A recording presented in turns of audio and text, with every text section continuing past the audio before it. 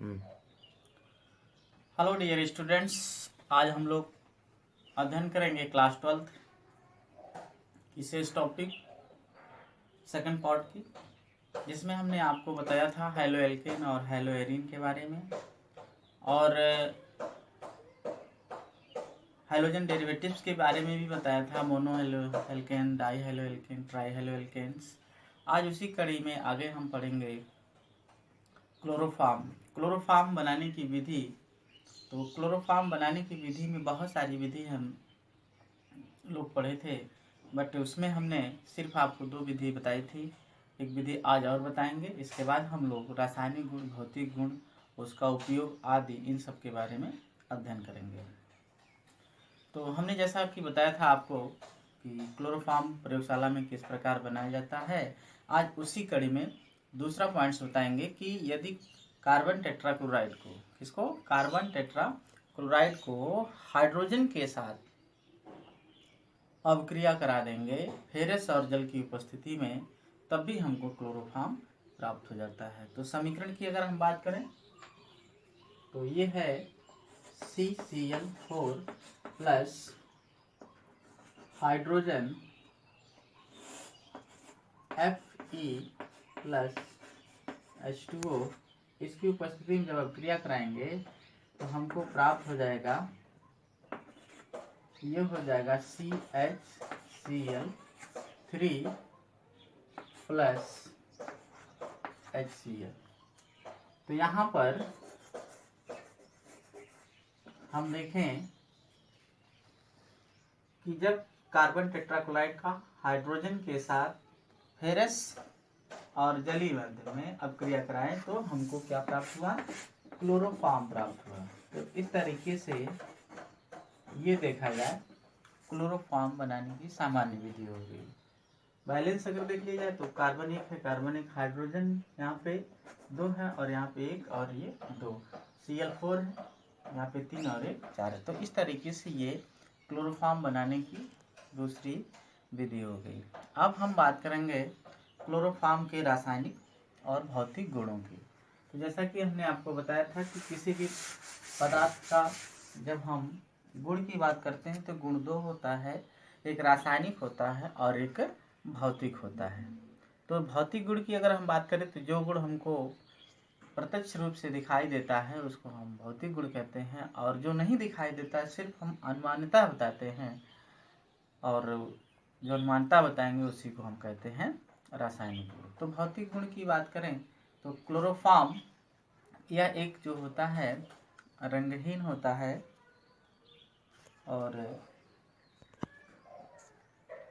Chloroform रंगहीन मीठी गंध वाला द्रव होता है, पहली पॉइंट्स हो जाएगी। और दूसरी पॉइंट्स की अगर हम बात करें तो इसका जो क्वथनांक होता है ये 334 डिग्री सेल्सियस होता है। और तीसरी पॉइंट्स की अगर हम बात करें तो तीसरी पॉइंट्स में जो क्लोरोफॉर्म होता है यदि इसको हम सूंघें तो मुरझा जाती है। कहने का मतलब हो गया कि क्लोरोफॉर्म को सूंघने से बेहोशी या फिर मुरझा जाती है। तो इस तरीके से इसके ये जो है भौतिक गुण हो जाते हैं।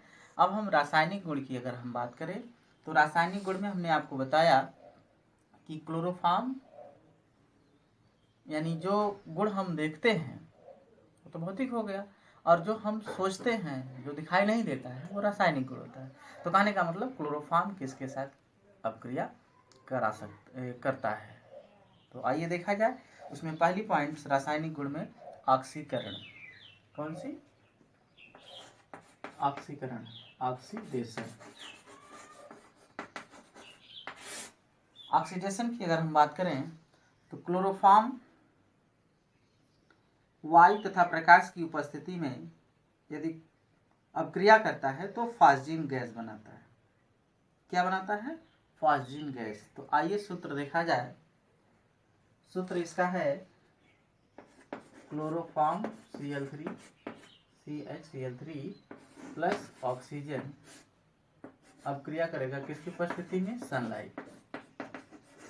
तो जब सनलाइट की उपस्थिति में अवक्रिया करेगा तो ये बनाएगा COCl2 प्लस HCl। तो यहाँ पे COCl2 जो प्राप्त हुआ है ये आपका फॉस्जीन है। क्या है? फॉस्जीन। फॉस्जीन। तो इस तरीके से ये इसका रासायनिक गुण हो जाता है। अगर हम इस पर क्वेश्चन की बात करें तो क्वेश्चन आपसे वाइवा में भी पूछा जा सकता है और परीक्षा में भी पूछा जा सकता है कि शुद्ध क्लोरोफॉर्म को रंगीन बोतल में रखा जाता है भर करके, क्यों? तो जब ऐसे प्रश्न आपको दिए जाए तो उसका मात्र एक ही आंसर होगा कि शुद्ध क्लोरोफॉर्म फाजिन में परिवर्तित न हो। तो जब फाजिन में परिवर्तित नहीं होगी तो जाहिर सी बात है वो विस्फोट नहीं करेगा। तो क्वेश्चन आपसे यहाँ पे जो पूछा जाता है वो एग्जामिनर के द्वारा भी पूछा जाता है और अदर्स लोगों के द्वारा भी यहाँ से क्वेश्चन बनाए जाते हैं कि शुद्ध क्लोरोफॉर्म को रंगीन बोतलों में वायु की अनुपस्थिति में पूरा भर करके रखा जाता है या फिर अंधेरे कमरों में रखा जाता है, क्यों? तो जब ऐसे प्रश्न आपको दिए जाएं तो ऐसे प्रश्नों का आंसर होगा कि शुद्ध क्लोरोफॉर्म रंगीन बोतलों में रखे जाते हैं। क्योंकि अंधेरे कमरे में रखे जाते हैं? क्योंकि जब वो सूर्य के प्रकाश में होते हैं तो वहाँ पर वो वाष्पित होने लगते हैं। जब हरा नहीं रहेगा तो जैसे वाष्पित होने लगेगा, और जब वाष्पित होगा तो वायु की उपस्थिति में वो तुरंत अपक्रिया करके क्या बना देगा?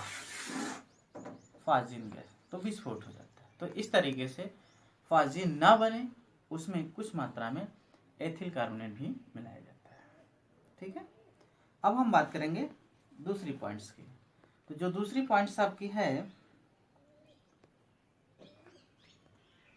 तो रासायनिक गुण में अगली टॉपिक है अपचयन। कौन सी? अपचयन यानी रिडक्शन। तो जब क्लोरोफॉर्म का हम जो है अपचयन कराते हैं तो हमको एल्केन प्राप्त होता है। क्या प्राप्त होता है? एल्केन प्राप्त होता है।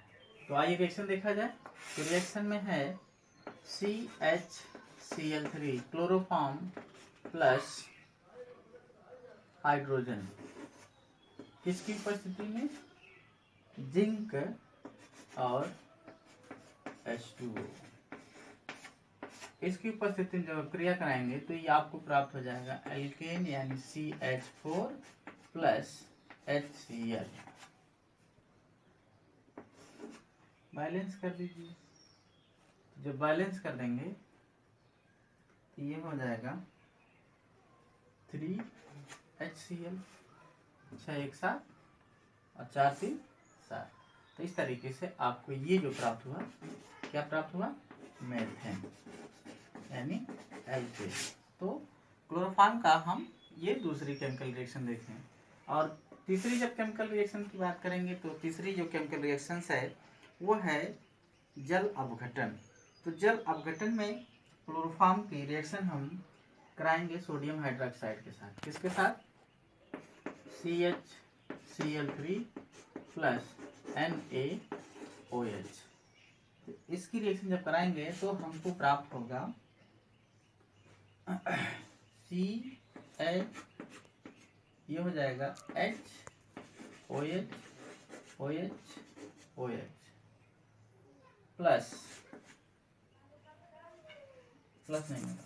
फिर आगे ये और रिएक्शन करेगा, ये बहुत ज्यादा क्रियाशील है इसलिए और आगे रिएक्शन करेगा। तो जब आगे रिएक्शन करेगा तो बनाएगा फॉर्मिक अम्ल। फॉर्मिक अम्ल का सूत्र होता है COOH प्लस H2O। तो इस तरीके से इसकी ये जो है जल अपघटन हो जाता है। बैलेंस कर देंगे, यहाँ 3 मॉलिक्यूल कर देंगे, हो जाएगा बैलेंस। ठीक है, अब इसके बाद बात करेंगे क्लोरीनीकरण की। तो क्लोरीनीकरण में जैसे आपने देखा होगा कि जब हम क्लोरोफॉर्म का निर्माण करा रहे थे तो उसमें लास्ट में क्लोरोफॉर्म प्राप्त हुआ था। फिर अगर उसकी क्लोरीन के साथ अपक्रिया कराएंगे सूर्य के प्रकाश की उपस्थिति में तो वहाँ पर जो है आपको क्या प्राप्त हो जाएगा? कार्बन टेट्रा क्लोराइड प्राप्त हो जाएगी। तो रिएक्शन देखा जाए CHCl3 plus Cl2 arrow H new यानी हीट ऑफ फ्रीक्वेंसी, सूर्य का प्रकाश गर्म करेंगे तो ये हो जाएगा CCl4 प्लस HCl, बनेगा क्या? Carbon tetrachloride, carbon tetrachloride. तो इस तरीके से ये इसके 3-4 पॉइंट जो होते हैं रासायनिक गुण हो जाते हैं। ठीक है, क्लियर है? ओके। अब हम बात करें अगले रासायनिक गुण की, जो कि बहुत ही महत्वपूर्ण यौगिक है, जिसके बारे में आप सुने भी होंगे बट ये नहीं जानते होंगे कि इसका सूत्र क्या है। तो आइए देखा जाए, अगले रिएक्शन में क्लोरोफॉर्म की अभिक्रिया हम कराएंगे किसके साथ? नाइट्रिक अम्ल के साथ। किस हेडिंग के अंतर्गत? नाइट्रोजनेशन यानी नाइट्रीकरण में। तो जब हम क्लोरोफॉर्म की अभिक्रिया सांद्र नाइट्रिक अम्ल के साथ कराते हैं तो हमको क्लोरोपिक्रिन प्राप्त होता है। क्या प्राप्त होता है? क्लोरोपिक्रिन। यहाँ पे ये क्लोरोफॉर्म हो गया CHCl3 प्लस HONO2, तो यहाँ से OH और H2O के रूप में सेपरेट हो जाएगा। जो बचेगा उसको हम ऐड कर लेंगे। तो जब ऐड कर लेंगे तो हमको प्राप्त होगा क्लोरोपिक्रिन। तो क्लोरोपिक्रिन यह एक जो है रंगहीन ठोस पदार्थ होता है। क्या होता है? रंगहीन ठोस पदार्थ होता है। अगर इसके हम गुणों की बात करें तो इसका जो गुण होता है वो नींद लाने का प्रयास करता है। कहने का मतलब ये हुआ कि क्लोरोपिक्रिन जो है यह एक रंगहीन क्रिस्टली ठोस पदार्थ होता है। इसका उपयोग जो होता है नींद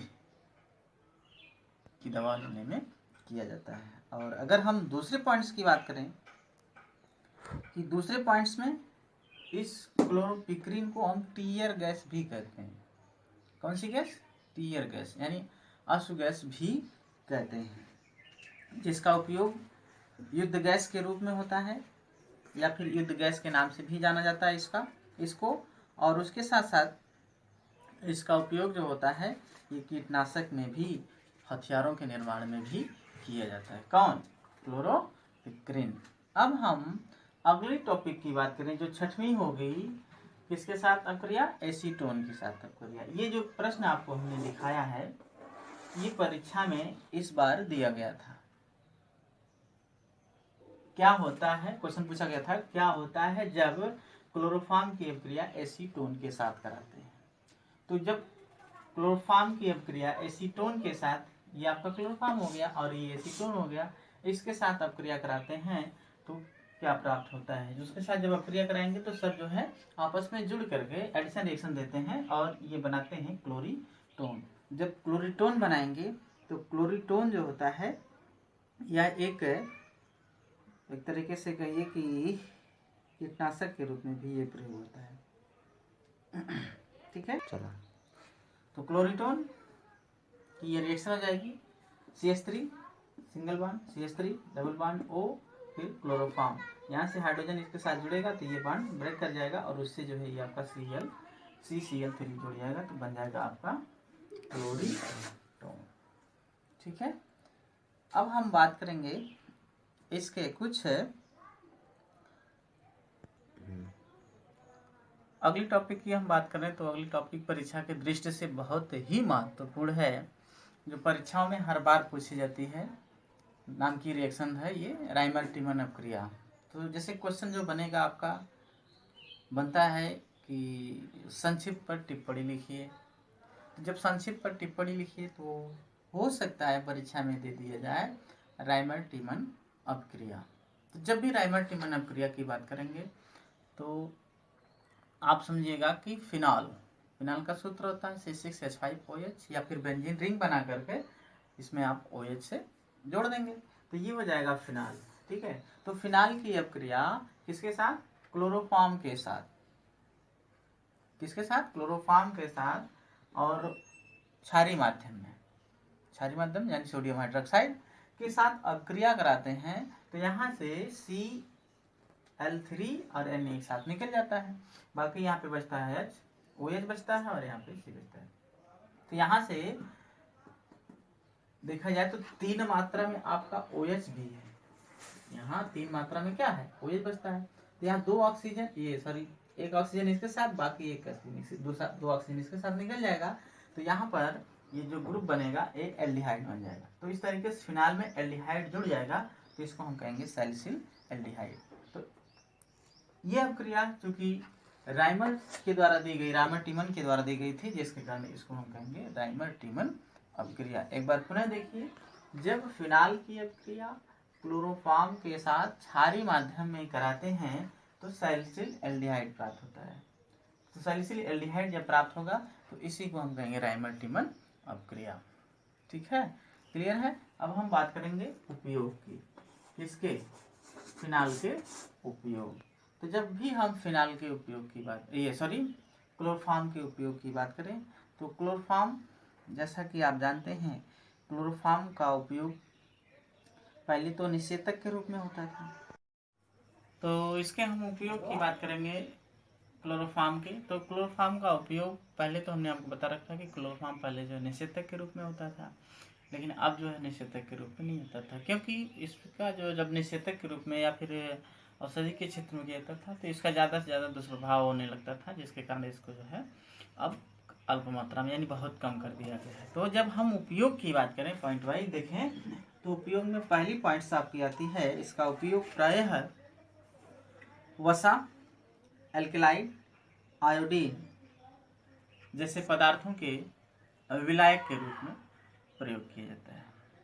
सेकेंड पॉइंट की बात करें क्लोरोफॉर्म की, तो क्लोरोफॉर्म का जो उपयोग होता है ये प्रमुखतः जो है फ्रेयान, प्रशीतक, फ्रेयान 12 आदि के बनाने में होता है। प्रशीतक मतलब समझ रहे हैं, जो फ्रिज या एसी वगैरह में जो गैसें प्रयोग की जाती हैं उसके निर्माण में ये सब प्रयोग आते हैं।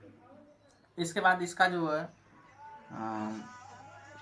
जैसा कि हमने बताया ना कि इसको सूंघने से बेहोशी या फिर जो है मूर्छा जाती है, तो यूं कह लीजिए कि इसका उपयोग जो है निषेधक के रूप में किया जाता है। और अगली पॉइंट्स की अगर हम बात करें तो क्लोरोफॉर्म फाजिन गैस बनाने के निर्माण में भी होता है, और यदि इसमें अल्कोहल मिला दिया जाए तो ये जो है अविषैला हो जाता है। और अगली पॉइंट्स की अगर हम बात करें तो इसका जो भंडारण होता है ये रंगीन बोतलों में पूरा भर करके किया जाता है। तो इस तरीके से ये इसके जो है कुछ उपयोग हो जाते हैं। इसी प्रकार हम आयोडोफॉर्म, ब्रोमोफॉर्म आदि का भी अध्ययन करेंगे। तो आयोडोफॉर्म यानी क्लोरीन की जगह आपका आयोडीन हो जाएगा, तो उसको आयोडोफॉर्म कहेंगे, और इसके भी कुछ न कुछ रासायनिक गुण और भौतिक गुण मिलते जुलते रहेंगे। ठीक है, अब इसके बाद जो है अगली टॉपिक में